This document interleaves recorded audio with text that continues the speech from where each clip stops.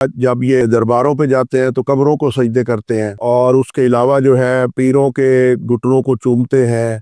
یا ان کو جھک کے ان کے ہاتھ چومتے ہیں۔ ایسی سچویشن میں اللہ تعالیٰ کا حکم کیا ہے، احادیث ہماری کیا کہتی ہیں، اور ہمارا جو ریلیجن اسلام ہے اس کا اس کے اوپر کیا بیان ہے۔ تو آج اس سبجیکٹ کو جو ہے وہ بڑا سینسٹیو سبجیکٹ ہے، اس کو لے کے میں چلنے لگا ہوں۔ تو اس کا حوالہ جو لوگ دیتے ہیں کہ جی سجدہ جو کرتے ہیں بزرگوں کو، پیروں کو، یا علماء کو، یا اللہ کے جو برگزیدہ بندے ہیں وہ اگر سجدہ کرواتے ہیں اپنے آپ کو، یا ان کے پیروں پہ گر کے لوگ جو ہے وہ سجدہ کرنے لگ جاتے ہیں، تو ایسی سچویشن میں جو ہے یہ جائز ہے کہ ناجائز ہے۔ اور اس کا لوگ جو دیتے ہیں کہ جی اس کا ریفرنس وہ یہ دیتے ہیں سورت صاد کا جو آیت نمبر 71 سے 74 تک ہے، جس میں اللہ تعالیٰ نے جب بنایا آدم کو، اور آدم کو بنانے کے بعد اللہ تعالیٰ نے کہا جی اسے سجدہ کریں، تو وہ لوگ اس کو کہتے ہیں کہ جی کیونکہ اللہ نے آدم کو سجدے کا حکم دیا ہوا ہے، تو اگر ہم آدم کو،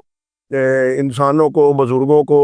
اگر ہم سجدہ کرتے ہیں تو یہ تو قرآن پاک میں اللہ تعالیٰ نے کروایا ہے، تو اللہ تعالیٰ کا حکم ہے، ہم اگر یہ سجدہ کرتے ہیں تو پھر ہم جائز ہیں، ہم صحیح کرتے ہیں۔ تو میں ناظرین آپ کو اس کو ذرا کھول کے بیان کرنا چاہ رہا ہوں، اور میں آپ کو یہ دکھانا چاہ رہا ہوں کہ قرآن پاک میں اللہ تعالیٰ نے آدم کو جب بنایا، اور اسی صورت جو صاد ہے اس کی آیت 71 اور 74 میں اللہ تعالیٰ نے جب بنایا اور فرشتوں کو کہا کہ میں انسان کو، آدم کو بنانے لگا ہوں، مٹی سے میں اس کو بناؤں گا، اور اس میں میں اپنی روح پھونکوں گا، جب میں اس میں اپنی روح پھونک لوں، اس کو مساوی کر لوں،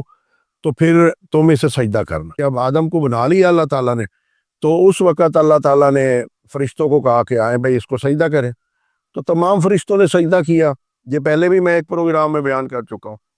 اس کے بعد سجدے کے بعد اللہ تعالیٰ نے ابلیس کو کہا، شیطان کو، کہ تم سجدہ کرو، تو شیطان نے کہا کہ جی میں تو سجدہ نہیں کروں گا،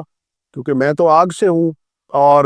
یہ سجدہ میرے پہ تو نہیں لگتا، میں تو اس کو نہیں کروں گا، یہ مٹی سے بنا ہوا۔ تو اللہ تعالیٰ نے اسے نکالا دیا۔ اس کو جواز بنا کے یہ سارے سسٹم کو ہمارے جو علماء ہیں، ہمارے جو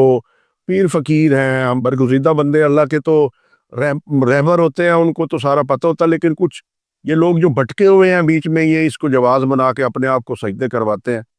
تو اللہ تعالیٰ جو ہے وہ اس کے سخت خلاف ہے۔ اللہ تعالیٰ نے کہا کہ یہ جو میرا حکم تھا فرشتوں کو،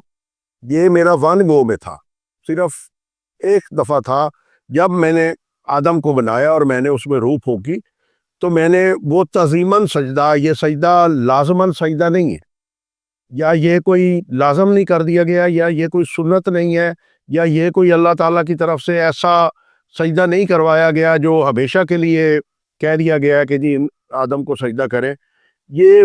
ایک دفعہ کا تھا، اور یہ تعظیمی سجدہ تھا، اور اس سجدے کا جو مقصد تھا وہ بیسیکلی 3 مقصد تھے۔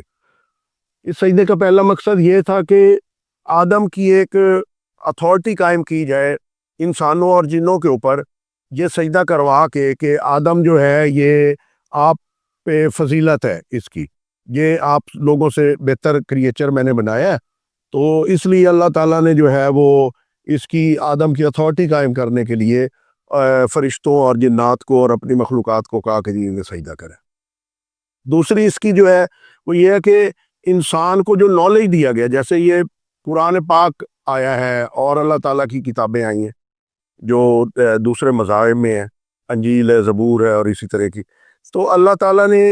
یہ نالج کی خاطر، اس علم کی خاطر، اور جو انسان کو اور علم دیا، تو اللہ تعالیٰ نے کہا کہ جی میں نے کیونکہ ان کو علم دیا ہے، یہ علم میں آپ سے زیادہ ہے، اس لیے اس کو سجدہ کریں۔ ایک ہمارا علم منانے کے لیے آدم کا، پھر آدم کی اتھارٹی قائم کرنے کے لیے، اور تیسرا اور امپورٹنٹ پوائنٹ یہ ہے کہ اللہ تعالیٰ نے جب یہ سجدے کا کہا تو وہ ایک آزمائش بھی تھی دوسری مخلوقات کے لیے۔ فرشتوں کے لیے آزمائش تھی، فرشتے اس میں کامیاب ہوئے، جنوں کے لیے تھی، تو جنوں نے بھی کیا، لیکن ابلیس جو ان کا بڑا تھا اس وقت، اس نے سجدے سے انکار کیا، اور اللہ کے حکم کو انکار کیا، اس نے غرور کیا، تو اللہ تعالیٰ نے اسے دھتکار دیا۔